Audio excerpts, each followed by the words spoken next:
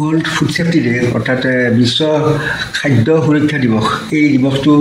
আমাৰ খাদ্য সুৰক্ষা বিভাগে আয়োজন কৰিছে আৰু আজিৰ এই সভাতে মই লিখা এখন কিতাপ উন্মোচন হৈছে কিতাপখন হ'ল খাদ্যৰ গুণমান ভেজালকৰণ আৰু সুৰক্ষা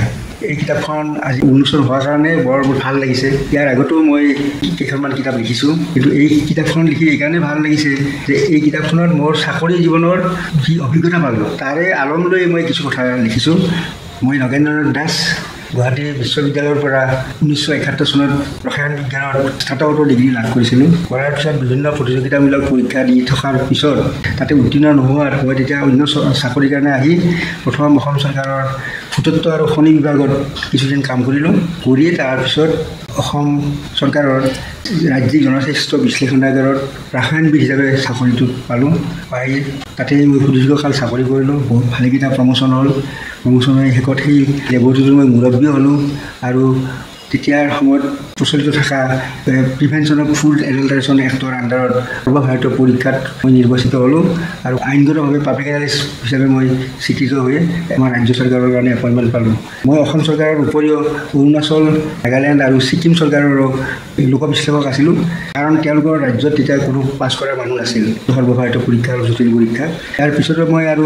চাকৰি কৰি থাকোঁতে মই শুল্ক বিভাগৰ হৈও কাম কৰিছিলোঁ আৰু ইণ্ডিয়া গভৰ্ণমেণ্টৰ মতে নিৰ্দেশ মতে হয় কাৰণ এইখন চেণ্ট্ৰেল এক্টত মই কাম কৰিছিলোঁ তেনেকৈ কাম কৰি মই 2008 চনত মই অৱসৰ পালোঁ এই প্ৰসংগতে মই এটা কথা ক'বলৈ পাই ভাল পাইছোঁ যে মই যেতিয়া চাকৰিত সোমোৱাৰ কিছুদিন পিছতে মোক কেন্দ্ৰীয় চৰকাৰে বিভিন্ন পৰীক্ষাগাৰত মানে পৰীক্ষণৰ কাৰণে পঠিয়ায় কাৰণ ইয়াত বহুত বস্তু জানিবলগীয়া আছে গতিকে সেইবিলাক জনাৰ পিছত মই এটা সৰ্বভাৰতীয় পৰ্যায়ৰ এটা ধাৰণা পালোঁ পাই আমাৰ অসমত যিটো লেবৰেটৰী আছিলে সেই লেবৰেটৰীটো মানে মই কাম কৰি ভাল লাগিল তাৰপিছত আমাৰ এই কামবিলাকৰ কি আছে আইনগত এটা এছপেক্ট আছেতো কাৰণ আমাৰ ৰিপৰ্টটোৰ খুব মূল্য আছে বিশেষকৈ যেতিয়া মই মুৰব্বী হ'লোঁ তেতিয়া মই বহুত বস্তুৱে দেখা পালোঁ কেনেধৰণে আমাৰ খাদ্য ব্যৱসায়ীবিলাকে কাম কৰিব বিচাৰে যিবিলাক মানে সামাজিক নহয় বা ৰাইজৰ উপকাৰ নহয় গতিকে মই চাকৰি জীৱনত পৰাপক্ষত এনেকুৱা বহুত সংঘাত হৈছিলে সংঘাতৰ পৰা মই আহিলোঁ মোৰ বিৰুদ্ধেও ভালেখিনি কমপ্লেইন আছিলে কিন্তু কমপ্লেইনটো মানে প্ৰমাণ কৰিব নোৱাৰি মই আজি ৰিটায়াৰ হ'লোঁ মোৰ তেতিয়া খুব ভাল লাগিল মোৰ এগেইনষ্টে কিন্তু কমপ্লেইনটো এনেকুৱা নহয় যে মই কিবা কৰিছিলোঁ কিন্তু মানুহে বিভিন্ন কাৰণত বা তেওঁলোকৰ ফেভাৰত মানে মই ৰিপৰ্টবিলাক নিদিলেই তেওঁলোকে মোক বেয়া পাইছিলে বেয়া পাই তেওঁলোকে এই কমপ্লেইনবিলাক কৈছিলে কিন্তু সেইকাৰণে কমপ্লেইনটো প্ৰমাণ কৰিব নোৱাৰিলে আৰু এনেকুৱা অভিজ্ঞতা মোৰ বহুত আছে তেতিয়া মই সেই অভিজ্ঞতাবিলাক মানে মানুহৰ আগত ৰাইজৰ আগত কেনেকৈ কওঁ কোৱাৰ এটা মানে মোৰ খুব মানসিকতা হ'ল যে বহুত বস্তু আৰু বিশেষকৈ খাদ্য সুৰক্ষাৰ বিষয়ে কিছুমান কথা মানুহে নাজানে আইনখন নতুন আইন হ'ল আজিকালি food safety and standard act আহি গ'ল অহাৰ পিছত এইখন বহল পৰিসৰৰ আইন এতিয়া মই মানে এই অভিজ্ঞতাবিলাক লগাই সৰ্বসাধাৰণ মানুহৰ উপকাৰৰ হোৱাকৈ মই এই কিতাপখন লিখিছোঁ মই আৰু এটা কথা এষাৰ ক'ব বিচাৰিছোঁ যে এই খাদ্যৰ সম্পৰ্কীয় কিছুমান বস্তু ৰাইজেও নাজানে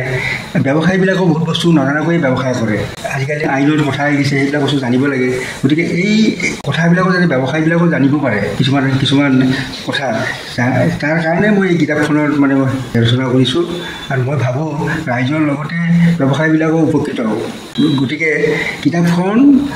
সৰ্বসাধাৰণ মানুহৰ পৰা আৰম্ভ কৰি ব্যৱসায় চৰকাৰী বিষয়া সকলোৱে মানে পঢ়িব পাৰে পঢ়িলেই তেওঁলোকে বহুত বস্তু জানিব পাৰিব আৰু সুৰক্ষিত হ'ব পাৰিব কিতাপখনৰ বিষয়বস্তু ইতিমধ্যে ক'লোৱে মূলতঃ খাদ্যৰ গুণমান ভেজালকৰণ আৰু সুৰক্ষা এইটো লিখাৰ লগত মই ব্যক্তিগতভাৱে চাকৰি জীৱনৰ পৰা কিছুমান বিৰল অভিজ্ঞতা মানে পাইছিলোঁ সেই অভিজ্ঞতাবিলাকত মই লিখিছোঁ যেনেকুৱা ধৰি লওক ক'ৰবাত কিছুমান ঘটনা ঘটিছিলে উল্লেখযোগ্য ঘটনা সাধাৰণ ঘটনাটো ঘটি থাকে তাৰে আলম লৈ মই কিছুমান বস্তু লিখিছোঁ 10টা তেনেকুৱা মানে কেছ মই উল্লেখ কৰিছোঁ নেশ্যনেল কোম্পানী বা আন্তঃৰাষ্ট্ৰীয় কোম্পানী মাল্টিনেশ্যনেল কোম্পানী তেওঁলোকৰ কিছুমান ভাইলেশ্যন বা যিটো নিয়ম আছে নিয়মটো ভংগ কৰাৰ যি প্ৰৱণতা সেইবিলাকৰ উল্লেখ কৰিছোঁ আৰু এইবিলাক উল্লেখ কৰাৰ কাৰণে হয়তো মানে ৰাইজে পঢ়ি ভাল পাব আৰু অলপ সজাগ হ'ব পাৰিব কিতাপখন প্ৰকাশ কৰিছে পাণবজাৰৰ পূৰ্বায়ন প্ৰকাশন গোষ্ঠীয়ে আৰু ৰাইজে পঢ়িলে নিশ্চয় উপকৃত হ'ব